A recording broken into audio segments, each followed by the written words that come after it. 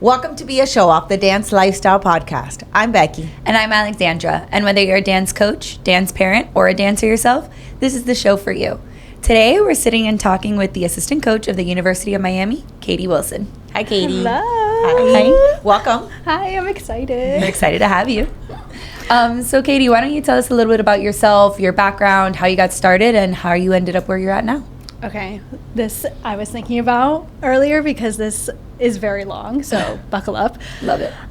So I am from South Florida. I grew up in Coconut Creek, Florida, which is near Parkland, Boca area.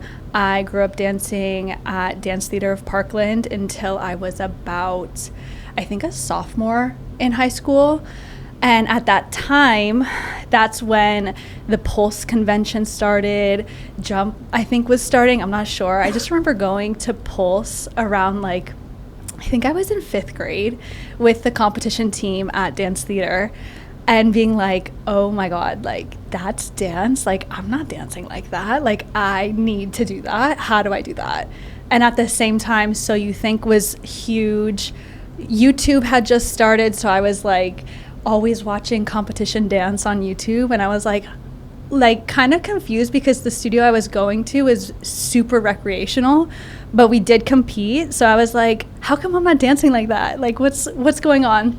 So in my sophomore year, I ended up leaving the studio I was at, and I just trained in ballet with Magali at the Art of Classical Ballet in Pompano.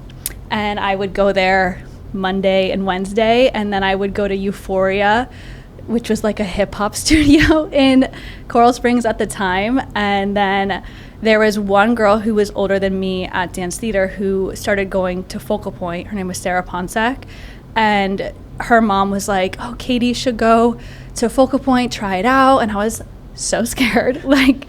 I was aware that my training wasn't as intense as the people dancing in Miami, so I was like, oh my God, I'm gonna throw up if I go there. I can't do it. But then I ended up going, and Miss Amanda said to me, in one of my first classes, she was like, are you a ballerina? And I was like, no, but I have been working my booty off in these ballet classes, and I guess it paid off. And then I think it was either my junior year or my senior year, I ended up competing with Focal Point. And even now when I think about it, I was so shy throughout my entire time there because it was really intimidating going into a studio that had such a huge reputation. And I was kind of just this girl from North Broward that wanted a better future within dance. And then it was just really scary. But anyway, from there, I graduated 2013. I went to University of the Arts in Philadelphia for dance,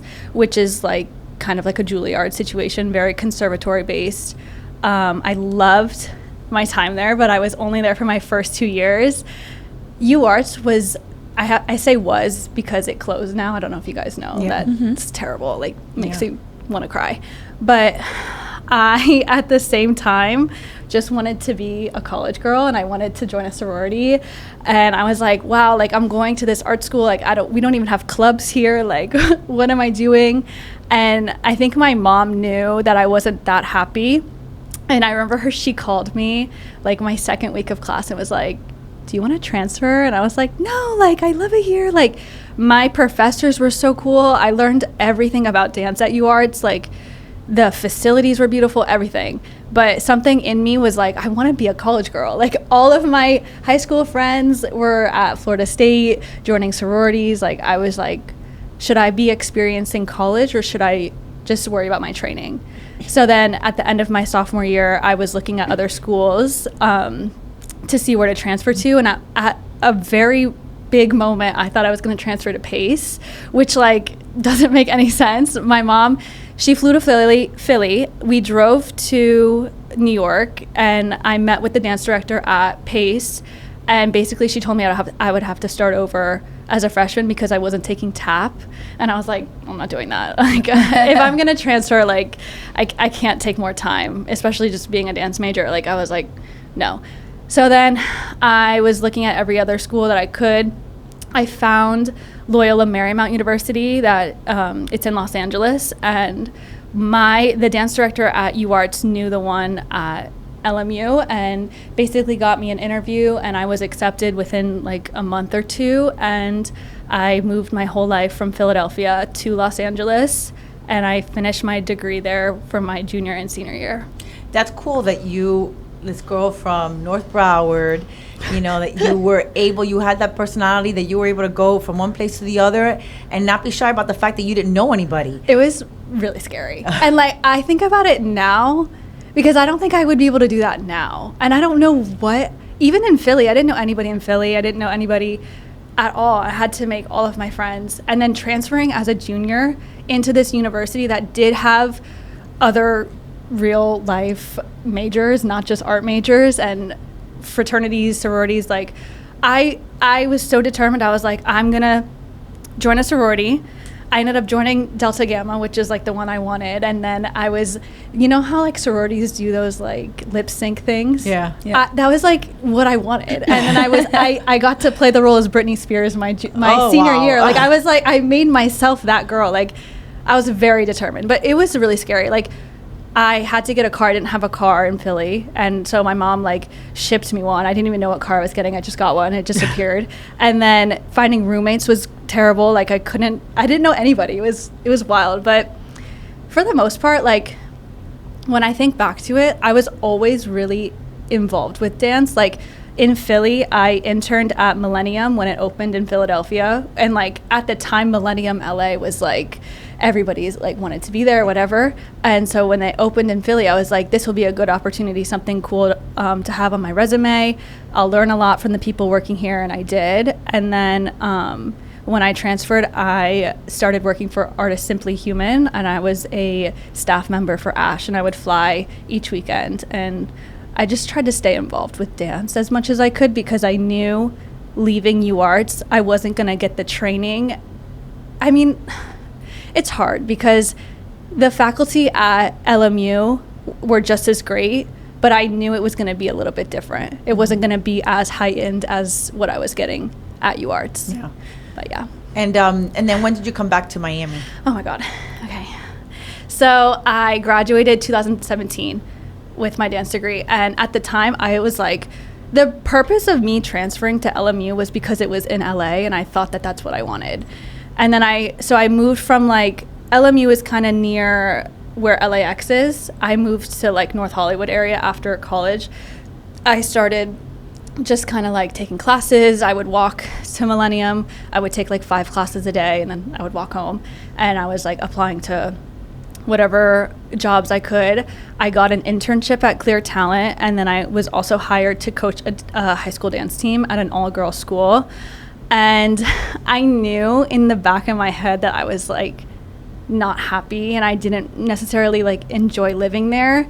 Something about the competitiveness turned me away from dance, and I just like I wasn't enjoying class as much as I should have. And I remember when I got the internship at Clear Talent, they said to me, they were like, okay, if you start to work here, you can't audition for anything. Like you're an employee. You're not going on jobs. You're not dancing, whatever. And I was like kind of sad about that too. I was like, wow, like I just went through all of this like dance degree. Like, why am I not able to dance? Like, whatever.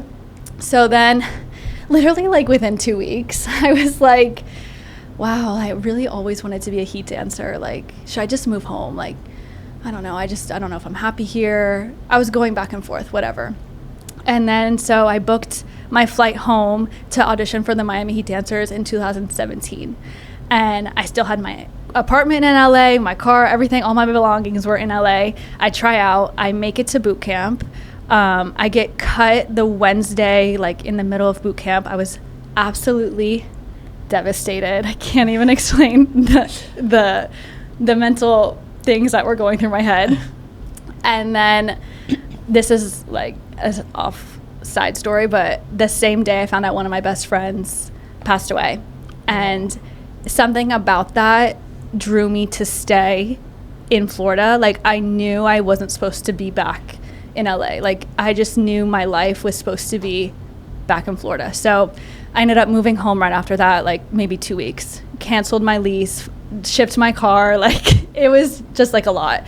And because I was so devastated with not making the heat, I just started working at Orange Theory and was like, I don't want to dance anymore. Dance is not for me. I'm going to find something else. Like, it's just too much. I can't handle it. I'm not competitive. I have no competitive bone in my body. Like, I love dance as much as the next person next to me, but like, I don't think I am built for this. Like, I don't have the strength. And then Casey Rosenberg texted me like out of the blue and was like, hey, you should try out for Marlins. I'm going to be the coach. And I was like, what? The Marlins have a dance team? Like, this doesn't even make sense to me. Like, okay. Long story short, the next weekend they had auditions and they brought back the Mermaids, which were like hot in the early 2000s. And I later, like, obviously I did my research and I saw who they were and how hot they were. And I was like, I want to do this. And Casey knew I wanted to be a heat dancer. So she obviously was saying that so I could like learn how to be a brand ambassador, learn how to dance for a sports team in the midst of me still trying to be a heat dancer. I ended up dancing for the Marlins for 3 years, and then I tried out for the Heat right after COVID 2021, and I made the Heat, and then I was Rookie of the Year, and then I got so many opportunities from it. Like, it changed my life in ways. And I just remember being like on the court my rookie year being like, I can't believe at one point I tried out for this team and then it drew me to quit dance because I didn't make it, and then I'm now here. Like, determination will get you anywhere. Like, but yeah, so how long were you in the Heat? How many years did you do? 3. So I did 3 years seasons with Marlins and then 3 with Heat. And while I was on Marlins is when I started reaching out to schools to choreograph. I started my own dance team at Pinecrest, Fort Lauderdale in, it's a high school, but it goes from like pre-K to high school. I started the varsity dance team there. I coached there for 5 years. Took them to their first competition. Like, that was like my whole life. But it was hard because I couldn't figure out how to have a job in dance while also working at night. So it was tough, but yeah. But I did my first season on the Heat. I got Rookie of the Year. It was the best year of my entire life. Second year, I ended up leaving to go dance for Pitbull. And then I joined again my third year. And how was that dancing with Pitbull? I can't conceptualize it sometimes because you're talking to a girl who, you know how like on AOL or like AIM, do you remember AIM? Yes. How you could like organize like your icon. And yes. My icon was Pitbull for like the longest time. Like I loved his music, whatever. But also you're talking to a girl who obviously like as a dancer, you grow up, you want to be like a background dancer. Like, that's what you think. You grow up watching MTV Music Awards, like all this stuff. Like, I never thought that I was good enough. Not in like a pity way. I didn't think that was in my future. And then, so my second year on the Heat, my best friend Steph, who I met dancing on the Marlins, she was dancing for Pitbull for, I think it was like her 4th year. And one of the girls was leaving, I think, to get married or something. And they auditioned her spot. And I was one of 3 that they were interchanging with this one spot. And Steph was like, you should apply. Like, you need to try it. And I was like, girl, you're crazy. Like, they're never going to pick me. Like, what? I'm not the type. Like, this is not my thing, whatever. And she's like, no, please, like, try it. So I submitted a video, and then I had a callback, and then I was like one of 7, and then I was one of 5, and then I was one of 3, and then I was learning the whole show within a week, and it was insane. I learned the whole show, I think, in a week and a half, and then the 2 other girls that were learning the same part as me went to shows before me, and I was the last one to do it with all of the girls at a show.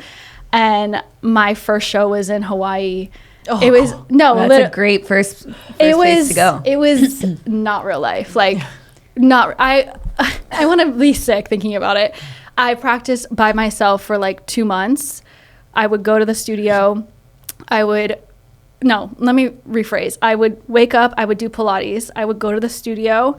I would run the dance twice in heels, back to back, no breaks in between the songs, because like you're doing quick changes, you're on the stairs, like just because I'm practicing it doesn't mean it's gonna feel the same. So I was like trying to like really get myself in shape, and then once I was done practicing the shows twice, I would go and work out again because I was like, I don't know what I'm gonna expect. Like, I'm scared. And then in my second show, I think my timber bra opened while I was dancing on Pitbull. So that was just the cherry on top. But Oh my gosh. it was amazing. Like, it was indescribable. I don't even believe that it was me. I'm a still. huge Pitbull fan. We're so big good. Pitbull fans here in this Love family. him. Like, I don't know why he hasn't done the Super Bowl yet. Yeah, Like, me either. No, he's so good. And my sister and I talk about it now. It's like all of his music is legendary. Yeah. Yes. And timeless. Yeah. Yes. No, yeah. Yeah, But anytime one of those songs come out, I mean, you're just gonna have fun with it. No. There's just no way around it. Fireball was my favorite, obviously. Time of Our Lives. Yes. It's also good. It's also good. Yeah. What a cool experience. And how was it being part of that brand? Because they have a great brand. Yes. And he's a big part of branding the dancers. So how was that? It was, again, like, I don't even know how you're asking me this question because I don't believe it happened still.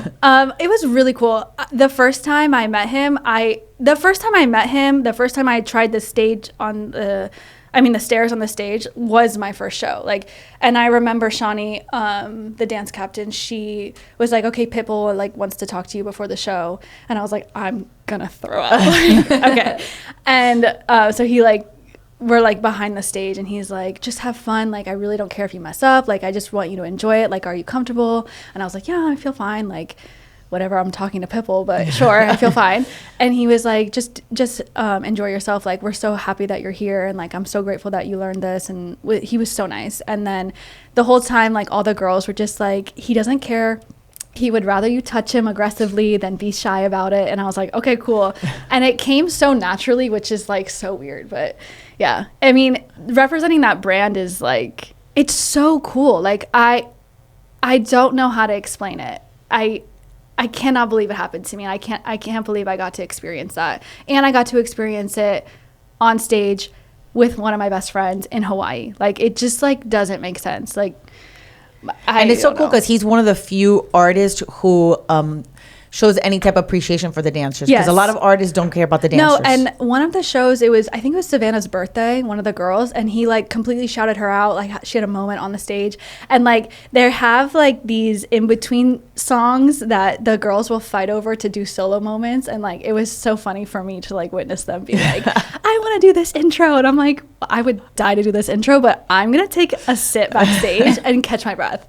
But no, he's so nice, and I'm just so lucky that I got to experience that with an artist and a camp that was so nice and very welcoming to me, just like learning the dance and like showing up in Hawaii, learning all of the musicians' names and the lighting crew, and they were all very nice, and I was very comfortable in an uncomfortable situation. Everybody Yeah. doesn't get an experience like that their first time with an artist. No. So Yeah, and I mean, from what I hear, he's one of the best to work with Yes. because he treats his dancers so well. He treats everybody super well. Yeah. Pays them well. Puts them up in nice hotels. Like, Yes. Oh my God. I could talk about the hotels I stayed in. It was stunning. I like need to go back to Hawaii. What are some of the places that you went to other than Hawaii?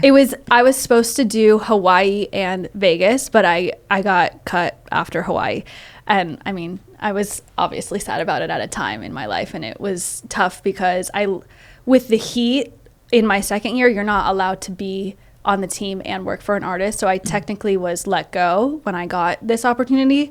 And when I got let go from Pitbull, the Heat were in finals, and I'm witnessing all of my best friends dance in finals, and I am out of 2 jobs that I worked my entire life for. But I mean, at the time it was like obviously devastating when I got cut for Pitbull, but at the same time, it was hard to be that upset because I did get to experience 5 shows. Like, Right. So, I mean, they picked this other girl, and now she's on tour with them all the time, and that's that.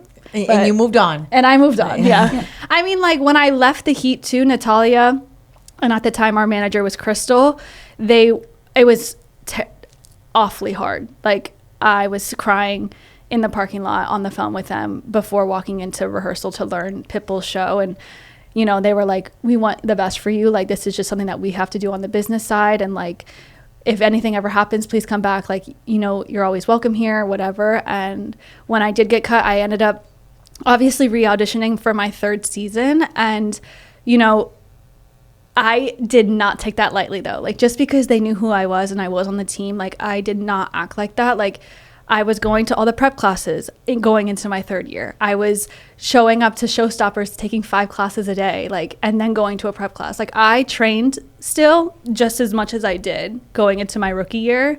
Then I did going into my 3rd year, because I didn't want them to think that just because I like was already on the team that I was like gonna just come back and like walk on the team. Like, and I wanted to feel like I deserved it still. And I think that a lot of dancers don't realize, like, they want to go be on teams like the Heat, and they don't realize that you have those prep classes that you should be taking. Yes. And there's a lot, like, so that the coaches know who you are, and so the staff knows, and so that you're ready for it. So a lot of the dancers, like, they think, oh, I'm just going to show up to the auditions and be fine. But those prep classes are so important. I mean, some people do get lucky. I'm not going to lie. Like, I have witnessed people just walk in on open call and make it, which is fine and great.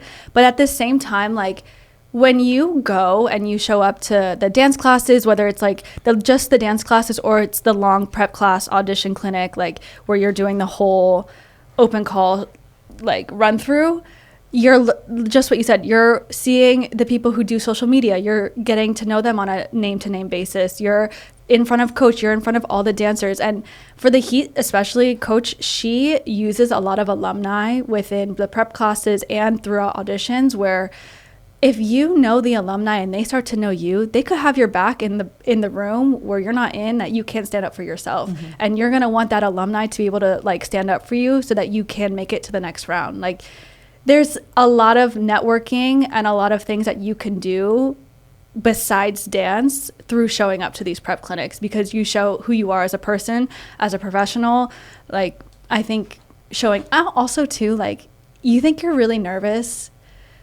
I'll never forget, I was more nervous showing up to prep classes than I was open call, because that is your audition. And they always say that, like, your audition starts when you show up to this building, but like, it's so true, because that's their first impression of you. And not to make it seem like that's really scary, but I mean, it is. And how do dancers find out about the prep classes? Online. A lot of them, I mean, for the most part now, since social media is such a big thing now, they encourage you to reach out to the girls on the team now and just start asking, like, what should I wear, this, that, how do you do your makeup, all of those like little questions that you have. But for the most part, on the Heat dancers Instagram website, coach will repost it, all the girls will repost it. As soon as they have those solidified prep classes or clinics, like, they start to post them. So that's pretty much the easiest way to see them. And how is the Heat about girls' social media? So I know that, you know, we've had other organizations here like the Dolphins, and I know that everybody's a little bit different. So how are they? If they, you know, do they go into your social media? Do they look at what you're posting? Is it important what you post? Yes. I would just keep it cute and keep it classy. If you don't want your mom, your grandma, your uncle, your little cousin seeing it, do not post it on social media. And I think I go back to the experiences that I had when I did transfer and I joined the sorority. We had strict sorority rules, and I kept those rules within myself of like, just because I'm 21 doesn't mean I need to post me going out. Or I can post me going out, but I'm not chugging a whole bottle on the internet. Like, you need to be smart about what you're doing, because that is your resume at the end of the day. And even though it isn't technically your resume, it's the first thing they're seeing. They will look.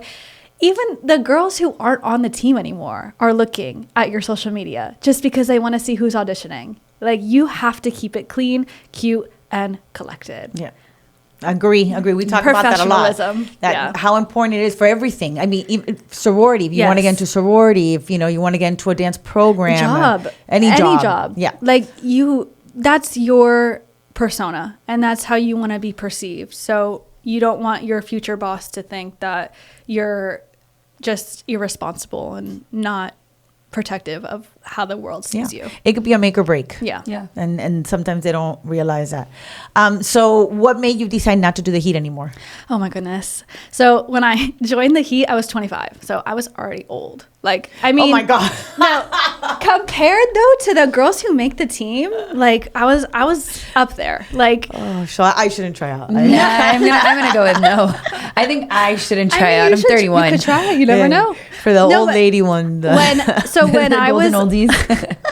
actually, you could. No, when I joined Marlins, I think I was, I don't know, 22. I don't remember, but I remember when COVID hit, I was like, well, there goes my dance career, because now I'm going to turn 25 and what am I going to start over? Like, this is terrible, whatever. So then I remember, and we always talk about this, whatever, with each other. In boot camp, the year I made the team for the Heat, Nicole Soto was sitting next to me, and coach like had us sitting in a circle. It was like at the end of boot camp, and she was like, okay, raise your hand if you're under 20. And like Nicole raises her hand. She's like, yeah. And then coach is like, okay, raise your hand if you're under 24. And Nicole looks at me and she goes, how old are you? And I was like, I'm 25. And she was like, no way, you're 25. She was 18. And I was like, yeah, whatever. And then my last year, my buddy Hadley, she's a full 10 years younger than me. And like, not that was like the steering point to get me away from the Heat, but I started to feel like I couldn't keep up. Not terribly, like it wasn't like I was sticking out like a sore thumb, but I felt like I was holding the team back a little bit from the people who could take my spot. And also too, like, this is the main reason I started to get so nervous in the tunnel, to the point where I would like start freaking myself out that I was going to forget a dance. And you repeat dances. Like, some of the dances I was doing my third year, I was doing my rookie year. Like, and I would be in the tunnel, like, I literally don't know the dance. Like, I'm going to go out there, I'm going to forget the dance. And all my friends would be like, Katie, you've done this dance like 85 times before. I'm like, it doesn't matter. Like, I'm going to throw up right now. It was like a combination. Well, when you get older too, like, and you start seeing, because you start to realize. Talent grows. Yes. Like, you know, I thought I was super talented when I was in school, and I look at people that were 5 years younger than me, and I'm like, yeah, by far better than anything I could have ever been. And like, even down to, I mean, I can joke about it now, it's so embarrassing. Down to like our coach, I think it was my second or third year, she really started getting into like kip ups and head springs. Let me tell you, I'm out. I could do a kip up like on a mat when I'm like doing it 4 times in a row. A kip up within a dance and on the court, on the hard court, I'm not doing it. I'm not the head spring, I'm not doing it. I've done one head spring my entire life, and I never need to do it again. I have Snapchat videos of me practicing in my house, my head spring, like because we would have to audition every dance, because you don't just because you're on the team doesn't mean you're on the court. And I was like, I have to be in this dance. Like, I need to do my head spring. But almost every time she ended up like layering the routine so that I didn't have to do it. But like, I hated that. Like, as much as it was like fun and games, and like it wasn't like a mean environment about it, which it could have been, but it really wasn't. I hated the fact that she had to alter the routines because of me. And it wasn't just me. Like, there was a few of us, but like, I just hated that. And like, I was like, I want somebody else younger in here that can do harder things than me, and that could be better for the Heat dancers. And it just got to that point where I was like, I think this is my time. Like, I'm good. So how did you get then connected with Johnny and UM?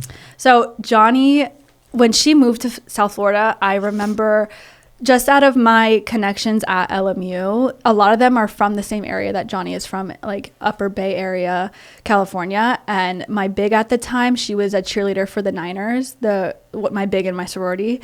And she was like, oh, like, you should take this girl's class. Like, I think she's moving to Miami, whatever. So she was teaching at Maddie's Dance Factory, and they had posted like NFL style with Johnny Rogers, whatever. And I was like, oh, for sure I'm going to go. Because at the same time, this is when I was training to make the Heat. And this was like I think it was right after COVID. So like dance classes just started to open up again. And I was like, I'm going to take any class I can get my hands on, whether it's NFL style, whatever style, like I want to be training. So I would show up to Johnny's classes, and a lot of the time it was just me, and it would just be me and her. Sometimes there was like 2 other girls in the class, like old Dolphins alumni that she had met like through Pro Bowl or Raiders and all of that stuff, but most of the time it was just me and her, and we just kind of became friends at that moment. And I remember the first time I took her class, she was the coach of the Hurricaneettes, and I knew in the back of my head that coaching was something that I wanted to do on a collegiate level. And I was like, can I come shadow you, like whatever, like can I just like witness how it is, like I want to learn from you. And then we just became friends, and the rest is kind of history. And everything, I would always assist her on whatever choreography that she needed. And yeah, but honestly, like I feel like sometimes people like see us, like our friendship always was like the first thing, and then like opportunities obviously together, we share a lot of them, but she's one of my best friends. And like the past 5 years with her, or 6 years, I don't know, like with her in my life have just been like so joyous. Yeah. She's got such a great personality. Yeah. She's got amazing aura about her. Yeah. So now being assistant coach at UM with her, how has that been? You haven't been to nationals yet. No. So, you're going to get your first sniff of that. I mean, like, It's stressful. It's crazy because like I have watched UDA for so long, and then when I choreographed for Lords, like obviously like I've been around it, but I've never been this involved in this UDA situation. And it makes me like so just like, I don't understand how life got me here, because I remember watching it, the small clips on ESPN, like when I would come on in my living room and I would be like, oh, I have to watch this. And like now that the fact that like I know my name is going to be next to Johnny's when the girls come out, like I cannot understand that. Yeah. But I'm going to throw up thinking about it because just like the rush, I cry when I watch dance on a music video. I cried watching Chicago 2 days ago because Cell Block Tango was so good. Like I'm going to be not okay witnessing the magic on that stage. Like I was talking about this to one of my friends the other day. Like obviously I want UM to do amazing, and I think their dances are so good this year. Like I'm so excited for the girls, but UDA as a whole like is so changing for the dance industry and dance history. Like the way that choreographers really change the dynamic of dance, and it's talked about for months after. Like we don't realize that we're witnessing like dance history unfold with like in our eyes. Like I'm so lucky and I'm so excited to experience it, but I want to pass out thinking about it. Like thinking about being on the corner of the stage watching them dance full out, like I don't know how you guys do it. Like, are you okay? No, never. It's like you black out. Yeah, that's what I think was gonna happen. I think I might faint. Like, I've never fainted before, but that might be the moment. Yeah, no, you feel your heart right here the entire time. No one can. And it never gets easier. I feel. No, it doesn't. I said this to Johnny the other day. I was like, when you were watching jazz, like because with turns, like the girls, they can hit their turns perfect every practice, right? But you don't know. No. You don't know. No. They could also hit. They could also never. Trip. Yeah, and that happens a lot. They could also never hit the turns in practice, and then somehow hit it on the final stage, and you're like. I asked her. I was like, what? Like, what are you thinking when you're watching jazz? Like, I think I'm gonna be thinking about the turns all the time. She's like, honestly, I don't know what I'm thinking ever. I don't think I'm ever thinking when I'm watching them.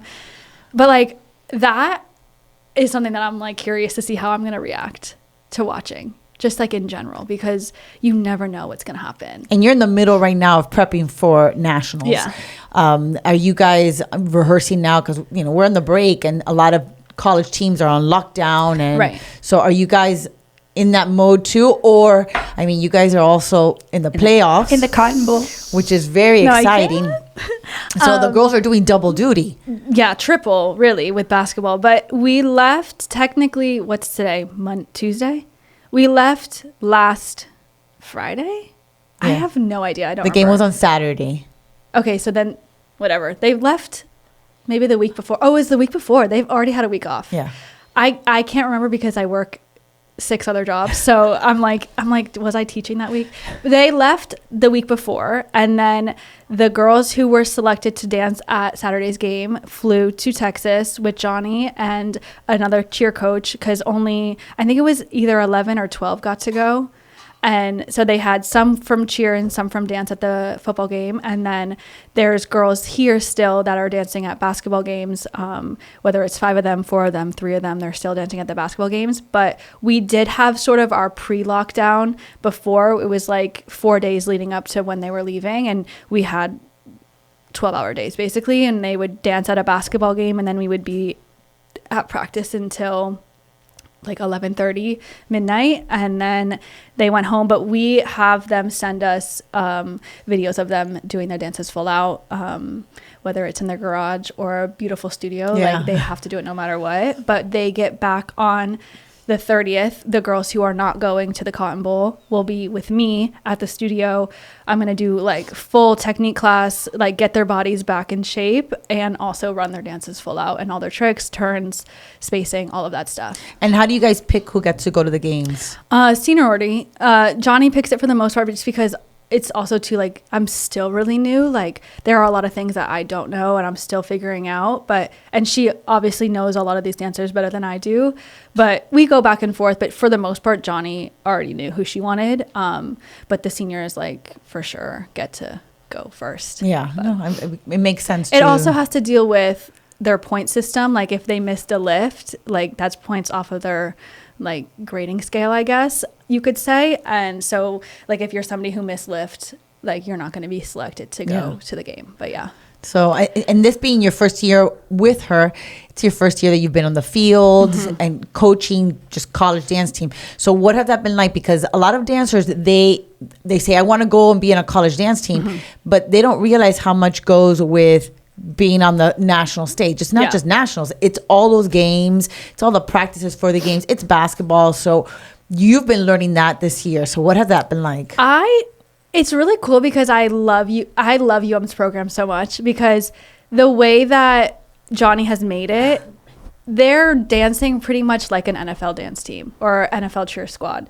Like the way that other colleges do their game day style is very college game day. You know, they always talk about the SEC, like Hinge. Like for it's very Dolphins-esque, very Raiders-esque, like NFL style. So for me, witnessing a lot of these girls who do want to do that when they're graduating, learn it now, even down to how they're posing for their poster. Like both Johnny and I like have experienced poster shoots, and this year we got them white heels and they got to pose in heels. Like, just, I think that aspect of it is really cool, because a lot of these girls do want to dance after college, but seeing how much work goes into the sidelines, the fillers, just like the lineup on the side of the field, I don't think any of these dancers truly understood what they were getting themselves into, especially the rookies. But seeing them go from like our boot camp in the beginning of August to how they looked at their last game was just so cool, because they're so good. And they finally, like when you can tell a dancer finally relaxed into the movement that they were given, like that's what I got to witness happen. Like they were like all scared that they didn't know the fillers or whatever. And then they finally like got the hang of it, and it was just second nature, and they got to enjoy it. And yeah, it was really cool to witness. I do also love just in general the industry shift that we're seeing. Like, there was such a big thing about going to New York or LA to dance, and now so many people are going into NFL, NBA, and like I love that industry shift. And I think a lot of it has to do with the fact that people are going through college first, and wanting to do that game day experience. Oh, I think that has a lot to do with UDA too, and TikTok and it blowing up on social media. But for me, like, I grew up always wanting to be a heat dancer. Like, I don't know what it was. My 5th grade, I remember I did an essay about it. Like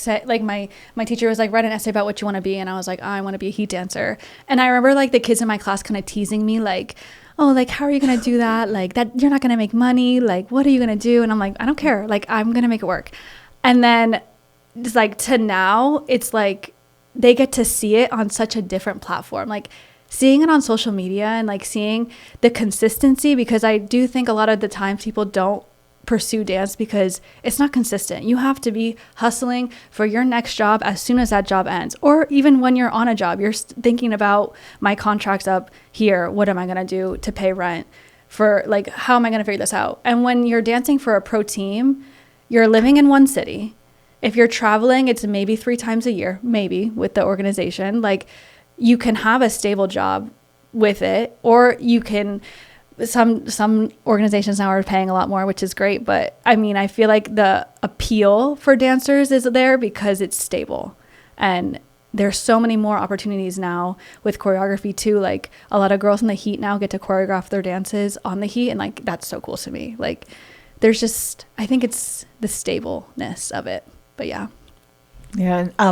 I do think that people or dancers are starting to see that they could have this pattern, that they could go into these dance teams. They could then dance professionally. They could from there go NFL. Like, there is a pattern that you're seeing, and it's opening their eyes to like, I could do dance. You don't have to do it forever, but I could do it for the next also, like 8 years. Like, once, because not resumes, because social media is so huge now with the way that people are getting booked, you can grow your platform by being on a pro sports team and then be like, I want to move to New York, or I want to move to LA. And then that way you already made connections. You have a platform on your social media already. When people are going to book you, either they already know you and they want to book you, or they saw one of your videos, X, Y, and Z, and that's how you're getting booked for this tour. So like, I think it's either a huge stepping stone for somebody who wants to move to LA, or like, just, it's great as is. Like, I am so thankful that I got to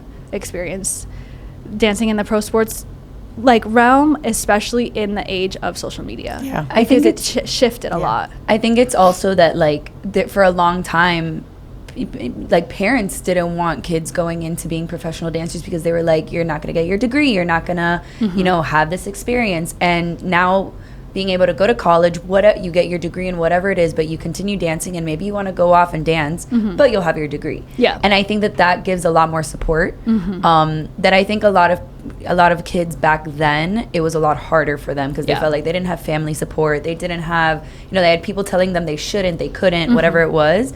And now you have that opportunity to have the best of both worlds. Yeah. Well, and then you're going to college, and then you're making your parents happy. I'm going to college, and I'm still dancing. I'm on a dance team. So everybody's happy. Yeah. Do they help the athletes anyway, with books, with room and board, with, any type of like payment for tuition? So do the dancers get any help, or they don't at all? They get a stipend, and it depends on how many years they've been on the team. I think they get it each semester. But for like, we don't necessarily get scholarships to give out, which is the worst part. But they do get priority, class registration. So they get to do that. They have lift twice a week. They are technically athletes, so they do get access to all those gorgeous buildings and facilities. But that's pretty much that. I mean, that's a lot. Yeah, it is. And like, I'm going to be honest, we have this studio now, which wasn't necessarily supposed to be our studio, and it could be taken away from us to be turned into I think a rowing locker room. And we've been really lucky this year to use this dance studio, even though it's wide enough for UDA practice, but it's not deep enough. But for cleaning, like, they are looking way cleaner this year than they did last year at this moment, because they can clean in front of a mirror. And that's something that we're really blessed for, because I keep seeing these TikToks right now of like schools like, we're on UDA lockdown, but we don't have space, and we're like practicing in like a cafeteria. And like, that's terrible, and it does suck, but you at the same time, like, you have to deal with the cards that were given to you, and you make it work. But we're making it work, and we're going to make it work. If the studio gets taken away from us, we're always going to make it work. There's no one more resilient than a dance team dancer. I'm convinced. No. Because like, I mean, I think that school appreciation is building. Yes. Schools are starting to support. Did you see the Texas? Yes. Oh, University of Texas. I have one of my students. One day. No, one of my students that I coached at Pinecrest, she is a cheerleader at Texas, and I was like, you are so lucky. She was like, no. Like, I cannot believe this is my life. That facility is beautiful. But that should be the standard. Like, yeah. And hopefully we get there, because it's slowly getting there. Yeah, well, I mean, just the campus. I remember the campus 10 years ago is nothing like what it is right now. And there's no space. No. Like, there's no room over there. No, there isn't. There really, I mean, it's in the middle of the most beautiful neighborhood in Miami, so there really is not many places to go to. It's not like University of Alabama, where it's like Alabama is the school is the city. Right. Like is in a city and there's no room for budge. No. Like no. I mean, they still keep arguing about trying to get a stadium. Right. You know, I don't know how they would do it. I don't even know where they would find the right place. Which takes me back to like being in a stadium. How cool for them to dance in the Hard Rock Stadium. God. No, it's that's so a beautiful, crazy. cool like, stadium. I don't know, because I think of the girls and I'm like, do you realize like how lucky you are right now, and that you're in the Dolphins locker room, the Dolphins cheerleaders locker room, and you get to experience being in the studio and like sitting in their locker room? Like, what? Yeah. Like, some of them for sure understand it, but sometimes like when you're at that age, like you're just going through life, and Lord knows I was like that at one point, but like it's so cool. And I have to like, I have like gratitude self time for myself. Like before I get out of the car, I'm always just like, I cannot believe I'm here. Like I can't believe I'm doing this. Like this is so cool. And the people you meet, it's really cool too, because even from Marlins to Heat to working for all the camera crew, the people in the control room for like the host or whatever, all of the music, the DJs, I know most of the cameramen from Marlins, and then I knew them on Heat too, because they were the same camera guys. Same with the main control room guy. I saw his name was Steven. He was in Hard Rock's control room when Johnny was going to get her headset, and I was like, oh my God, hi. And he was like, oh my God, I didn't know you were working here. And I was like, yeah.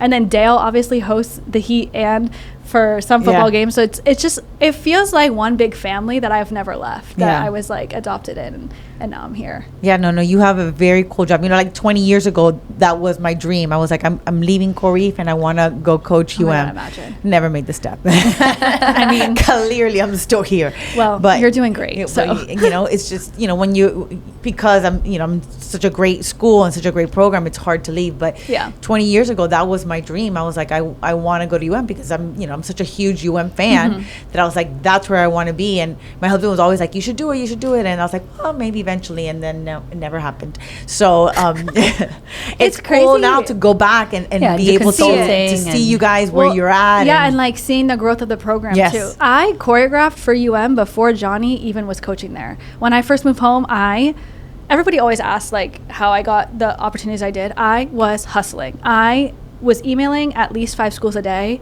until I got a job, or until I got a choreography job. And I was saying, I'll choreograph for your team for free. Like, I will do anything for experience right now.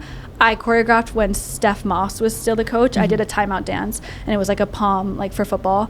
And like, that was my first time seeing it. And like seeing the program of Sunsations from the time that I choreographed in 2018 to now is night and day. Yeah. And it's not that it's like, it's shifted so much, but even the small progress, the small steps, that even how the UDA choreography is way, way more serious now. Like, it's really cool to see, and it's cool to be a part of it. And yeah, I just like, Johnny has done an incredible job. Yeah, no, and we got to, like, last year we got to work with them a bit, and this year that we got to go see it, and it is the difference in the choreography and the dancers and where you guys are at this moment, huge difference from last year. So I'm excited for everyone to see it. Yeah, every year it's going to get better. Every year, you guys will improve and you understand things a little bit more because the experience, people have experience, and they know it. Everybody was